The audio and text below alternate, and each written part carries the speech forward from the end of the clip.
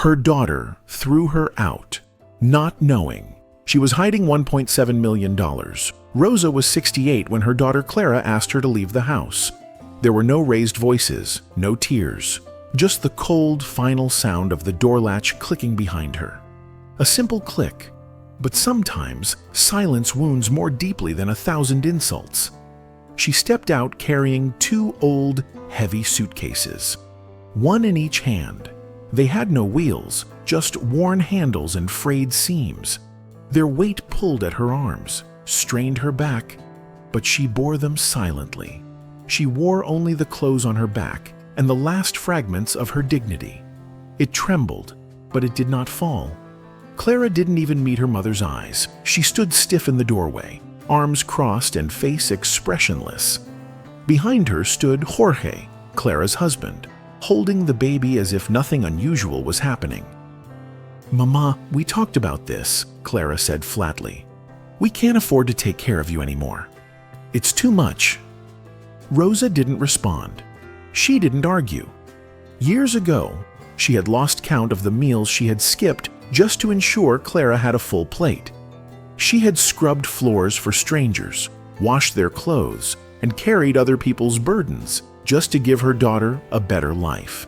She worked under the scorching sun, in storms, in sickness, with pain in her joints, without a complaint. And now, she was being discarded, without a hug, without even a thank you. She turned around slowly. The suitcases were heavy, yes, but not as heavy as the ache inside her chest. She walked away with short, deliberate steps, dragging not just her feet, but her soul. When she reached the corner of the street, finally out of sight, she exhaled sharply, and then the tears came. Silent, crushed, drowning in her throat. These weren't the tears of sorrow. These were the tears of being forgotten. She set her suitcases down for a moment. Her hands covered her face, and her body trembled. There was no one watching now, so for the first time in years, Rosa allowed herself to cry. What Clara never knew, what no one knew, was that Rosa hadn't been fired. She had retired by choice. Her hands, stiff with arthritis, could no longer fold laundry without feeling as if her bones would crack. Her employer had offered to keep paying her for lighter duties, but Rosa refused. She wanted to leave with her back straight and her pride intact. In the hidden pocket of her old canvas bag, beneath some worn papers and a torn notebook, Rosa carried a bank card. It belonged to a small, little-known financial institution. That account had been opened in her name 23 years earlier, when she inherited a dry, forgotten piece of land on the outskirts of the city. Everyone had told her it was worthless. No water, no electricity, no future. Sell it, they said, for whatever you can get. But Rosa didn't sell. Year after year, she paid the land taxes, sometimes sacrificing meals, sometimes even pawning her wedding ring to keep it. She never gave up on it. 2 months before Clara pushed her out, an engineer visited the office where Rosa used to clean. He was looking for her, specifically for the owner of that plot of land. The government had approved a new railway line, and that seemingly useless land was right in its path. They offered her a fortune. Rosa asked just one question: can this stay private? 3 weeks later, $1.7 million were deposited into an anonymous investment account managed by a silent foundation. She didn't say a word, not to Clara, not to Jorge. That night, Rosa didn't check into a hotel. She walked to a shelter for elderly women in the San Lorenzo neighborhood, not because she needed a roof over her head, but because that's where others like her had ended up. Women discarded, forgotten. She carried her heavy suitcases to the farthest room, placed them gently in a corner, and sat down. That night, she shared her meal with a toothless woman. She listened to stories of pain, resilience, and invisible lives. For the first time in a long while, Rosa felt seen. The next day, she took her suitcases once more and walked through quiet streets until she found a crumbling old mansion, hidden among trees and silence. Its windows were shattered, the roof caving in, and weeds grew taller than her waist. Rosa paid for it in cash. No one knew who the buyer was. A month later, a place named Sol de Esperanza S.A.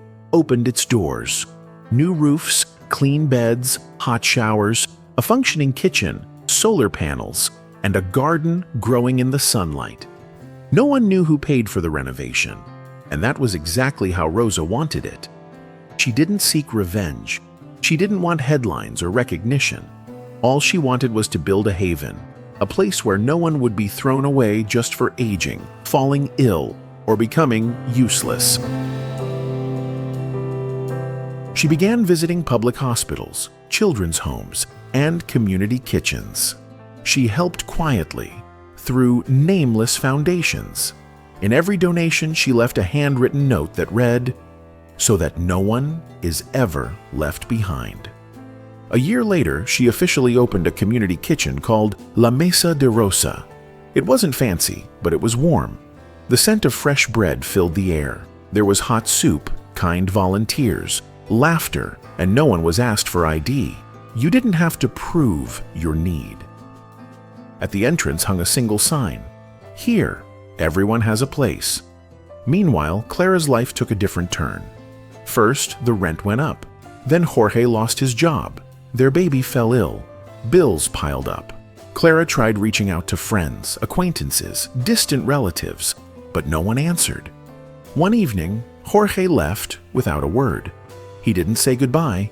He left only a voice message. "I can't do this anymore." Clara sold the few belongings she had left. In desperation, she found herself at a shelter, her baby in her arms. One chilly afternoon, wandering with nothing but a warm water bottle and a plastic bag of diapers, she saw a white wall with hand-carved words. La Mesa de Rosa. Here, everyone has a place. She walked in. The smell of fresh bread wrapped around her like a blanket. Children laughed. Elderly folks played dominoes. A woman with dark skin, short stature, and firm eyes served soup with confident hands. Clara didn't recognize her at first, but Rosa did. Rosa said nothing. She simply placed a bowl of soup in front of her daughter. Clara stared at her, confused, and then broke into tears. Rosa didn't hug her. She didn't scold her. She simply whispered, "It's cold. Stay." For the first time, Clara truly understood what her mother had done, not just for her, but for so many others. That night, Clara couldn't sleep. In a second-floor room of La Mesa de Rosa, with her son curled beside her under a hand-woven quilt, she stared at the ceiling for hours. The warmth of the blanket couldn't thaw the chill inside her. In her mind, memories swirled. Her mother's cracked hands washing her school uniform, Rosa's laughter while cooking rice pudding, and finally, the image that haunted her the most. Her mother walking away with 2 heavy suitcases, saying nothing, simply disappearing into the night. She thought about saying sorry, about dropping to her knees and explaining that everything had spiraled out of control. But never mistake silence for weakness. Rosa was thrown out by her daughter, seen as a burden. Yet she was quietly holding $1.7 million. Instead of revenge, she chose kindness, building a home for the forgotten. True strength isn't loud. It sacrifices, forgives, and uplifts without needing recognition. Because those we discard today may be the ones saving us tomorrow. Here, everyone has a place. The story of Rosa teaches us that true strength lies in quiet resilience and compassion. Though discarded by her own daughter, Rosa chose kindness over revenge, using her hidden fortune to create a haven for the forgotten. Her actions remind us never to underestimate those we overlook, because the ones we cast aside today may be the ones who save us tomorrow. In a world quick to judge and discard, Rosa's legacy whispers a powerful truth. Kindness is strength, and everyone deserves a place.